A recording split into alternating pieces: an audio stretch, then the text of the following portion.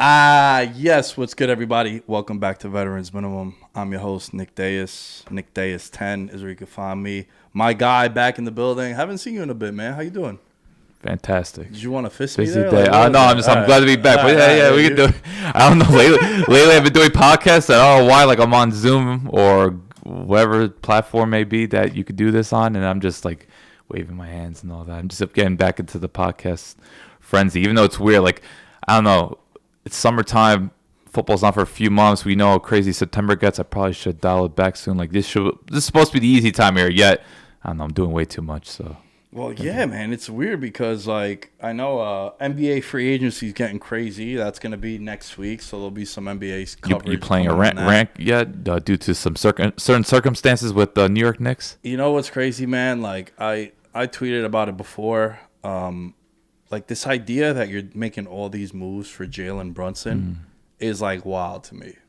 You're moving heaven on earth to clear up this cap space.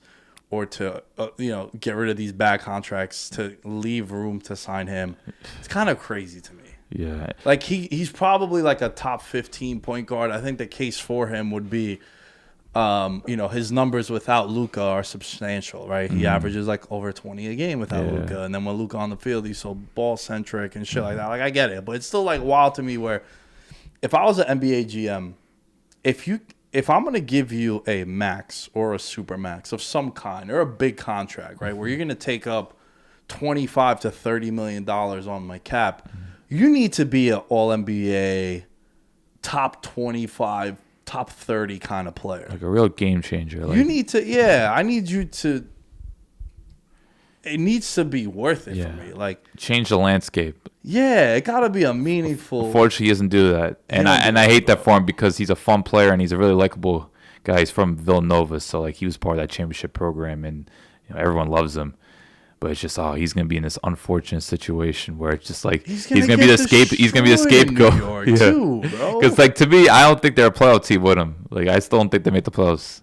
Like maybe a playing game. The silver lining to it is that it frees up like $25 million in some weird loophole because the bird rights for RJ Barrett. Oh. So then if they could sign RJ to this like crazy supermax, which I wouldn't be opposed to that. Like I prefer giving that money to RJ Barrett personally, but it's just always weird to me where like you make all these moves for a guy where it's like okay, you know what I mean? Like. I don't know. It's just weird. It's but nice.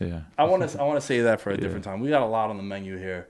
I want to open this conversation up with a podcast I recorded earlier the week. Shouts to my guy Kenny King of the Real Talk podcast. We do a lot of stuff. We were talking about the AFC West. And I said on there, because we're doing the division preview, addition, subtraction. We're going to record one for Monday on the NFC South. It'll be up on the Patreon for those of you listening now, a little early preview. But my storyline, and I want to get your thoughts on it because you're one of the people whose football opinion I definitely respect. Obviously, I wouldn't be having you on the pod as much as I do if I didn't. I feel like right now, going into next season, we're not talking about how it might play out. Yeah. Right? But I'm talking about right now, we're in July, basically in July. How I felt about any division going into a football season, I think this is the greatest division of all time. The 2022 AFC West. Yeah. Because I think what makes it stand out is like when have you seen four teams that are clearly ready to win now? Like they are positioned to win 11 games. You could maybe not win a Super Bowl, but at least be in that conversation. And we're talking about a conference where there's maybe three bad teams. Like this is a jam-packed conference, and the AFC West is at the height of it. Like you have four teams, stabilized QBs, all franchise quarterbacks, playmakers across the board, and I think defenses that definitely could battle. Even though they might have flaws here and there, these are defenses that you could trust that they're going to force turnovers and hold it together.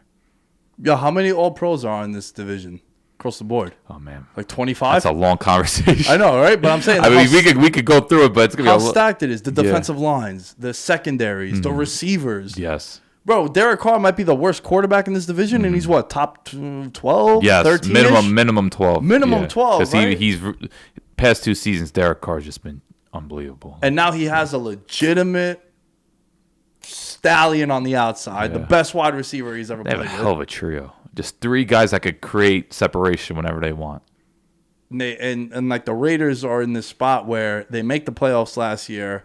They had a season through hell, but they were able to weather the storm with all the craziness that was going on in front office and players on Instagram with Gats and the Henry Ruggs situation where you're like, yo, this team is going to break eventually. But to me, like right now, you're looking at it, all three teams, I think the Raiders are the only one with an 8.5 win total, which is still high. Usually the last place team with the lowest win total projected is like 6. Man, I feel like if they're in any other division, they're 10 wins.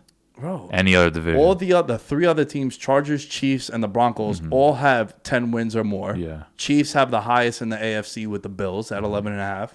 And you're looking at it like all the quarterbacks are top 8 favorites to win MVP, with the exception of Carr, but he's like 12th. Yeah.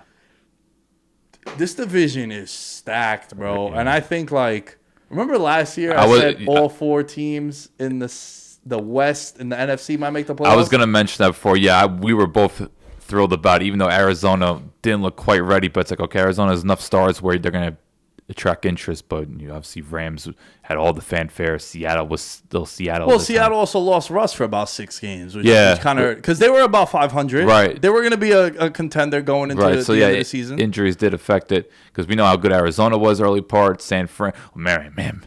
Remember I turned on San Fran. Remember, I went on like a pretty passionate rant about how the Niners look completely dysfunctional, and we might have to start talking about Kyle Shanahan, but they picked it up at the second half of the season. Bro, I called him overrated on the pod with you and Impy, like at the halfway show. And I didn't say no to because at this point I was so fed up with San Fran because they were so undisciplined. Yeah. And then they got hot. Yeah. And they end up going all the way to the NFC title game. And who knows, like maybe that could be the case because it's just so hard for all 4 teams in the division to be over 500. So who knows? Maybe the Broncos start off slow, or things aren't going right with Patrick Mahomes without Tyreek Hill. Like one of these teams could start slow and then boom, second half of the season. Maybe every 4th down decision for Brandon Staley goes south. And I mean, it was working early on. I hope it was. Yeah. Yeah. But yeah, man, I think this division it's unbelievable. It's really, I'm fascinated by it. That's why I got so many primetime games. And I'm excited that I was looking at the NFL schedule, and there's some, like, the 425 Broncos at Chargers game. Like, that's going to be a game where I'm going to tune into. Because how a lot of times we'll talk about, there's maybe 2 or 3 weeks a year where we call it the +1 weekend, where it's like, this weekend, man, you could probably avoid watching Red Zone. Like, go out with your lady, go out with your man if you. That's usually like late October, November. The bye weeks hit. But there's always that one slate where you're like, fuck, the best game is like Carolina, Atlanta. You're like, what the hell is going on? I hope that never is. No. This is the first one that came to my mind. But I think if you have that on the menu, that's going to be like America's Game of the Week. Yeah. In that 4:30 window Eastern Nance time. and Romo on the call. Yeah. So I'm fascinated by that. I wanted to hear your thoughts on that before we dove into this episode.